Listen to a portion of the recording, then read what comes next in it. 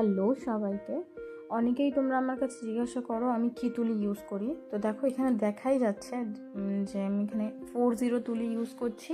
এটা সোনাইয়ের তুলি, আর আমি 40 সোনাইয়ের তুলি ইউজ করছি বলেই যে তোমাদেরও 40 সোনাইয়ের তুলি ইউজ করতে হবে এরকম কোনো ব্যাপার নেই।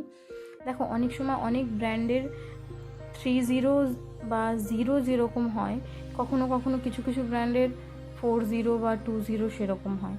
তো 0 ডাজেন্ট ম্যাটার করে তুলির যে আর কি স্ট্রাকচার বা তুলি কেমন মানে আমাদের কলকার জন্য প্রয়োজন সেইটা।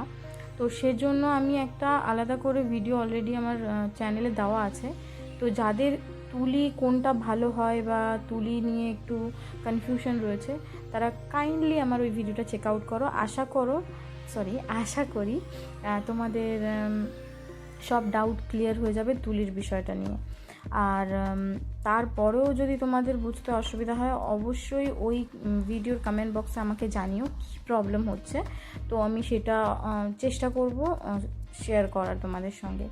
তো যাই হোক, আজকের ভিডিওতে আমি 3টে বাটারফ্লাই অ্যাড করেছি আর 3টে আম কলকা, মানে আম কলকার উপরে বাটারফ্লাই 3টেকে দিয়েছি। তো আর কিছুই সেরকম অ্যাড করিনি। আর আগের এই যে উপরে দেখো একটা টিপের নিচে লোটাস দেওয়া আছে, ওরকম ধরনের একটা লোটাস দিয়েছি এটাতেও টিপের নিচে, কারণ অনেকবারই পাতা বা কমা করে করে বোর হয়ে যাচ্ছিলাম, তাই ভাবলাম এবার একটু লোটাস অ্যাড করা যাক। তো কিছু দিন তোমরা আবার এই লোটাস দেখতে পাবে আমার হয়তো কলকাগুলোতে। আমি চেষ্টা করব আবার চেঞ্জ করে অন্য কিছু আনার, বাট টিল দেন সেই অবধি তোমাদের এটা দেখতে হবে। আর এখানে আর কিছুই না, জাস্ট স্ট্রাকচারটা করার জন্য বাদ বাকি কমা পাতা অ্যাড করে যে কলকার যে শেপ সেটা করা হবে আর কি। মানে এইভাবে তোমরা জাস্ট ফিগার বা মোটিভ কলকা যেগুলোকে আমরা বলে থাকি, এরকমভাবে মোটিভটা প্রথমে করে নিয়ে তারপরে সেই অনুযায়ী বাদ বাকি যেখানে যেমনভাবে কমা পাতা অ্যাড করলে বেটার হয় সেটা করো। আমার ক্ষেত্রে আমি এরকমই করি। ইভেন যখন আমি ক্লায়েন্টের কপালে বা যখন আমি শ্যুট পারপাস করে থাকি কোনো মোটিভ কলকা, আমি এইভাবেই প্লেসমেন্টগুলো করি। তো সেটাই তোমাদের সঙ্গে শেয়ার করলাম।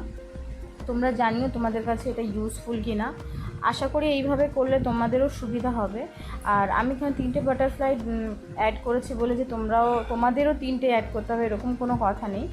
তোমরা চাইলে একটাও অ্যাড করতে পারো কিংবা দুটোও অ্যাড করতে পারো। আশা করি বোঝাতে পেরেছি। আর হ্যাঁ, সবসময় যে মোটিভ কলকাগুলো করবে সেটা বেশিরভাগটা হোয়াইট দিয়ে হাইলাইট করবে, তার কারণ সেটা তাহলেই পপ আপ হবে বা বোঝা যাবে যে আসলে তুমি কি করতে চেয়েছো বা কলকাটায় তুমি কি হাইলাইট করতে চেয়েছো। তো হাইলাইট মানেই কি, আমরা কোনো জিনিসকে আর কি বেশি চোখে যাতে আকৃষ্ট হয় সেটা দেখাই, তাই না? তো এখানে এই বাটারফ্লাইগুলোকে হাইলাইট করার মেন উদ্দেশ্য সেটাই। তো সেই জন্য বাটারফ্লাইয়ের বেশিরভাগটাই হাইলাইট করবে। আর বাদ বাকি নর্মালি যেরকম কমার ডটগুলো হাইলাইট করব, পাতা যেগুলো তো নর্মাল প্রত্যেকটা ভিডিওতে করেই থাকি, তো ওইটা থাকবে প্লাস। আর তোমরা যদি চাও পাতা বা ডট কমা সবই হোয়াইট দিয়ে করতে পারো, কিন্তু সেক্ষেত্রে না তখন বাটারফ্লাইটা পপ আপ হবে না। তো সেই জন্যই আর কি তোমাদের সঙ্গে এটা শেয়ার করা।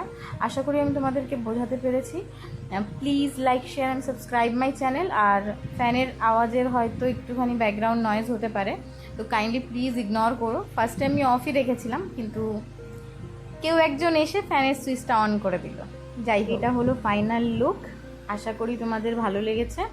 আর যদি কোনো ডাউট থাকে অবশ্যই কমেন্ট বক্সে জিজ্ঞাসা করো। Thanks for watching.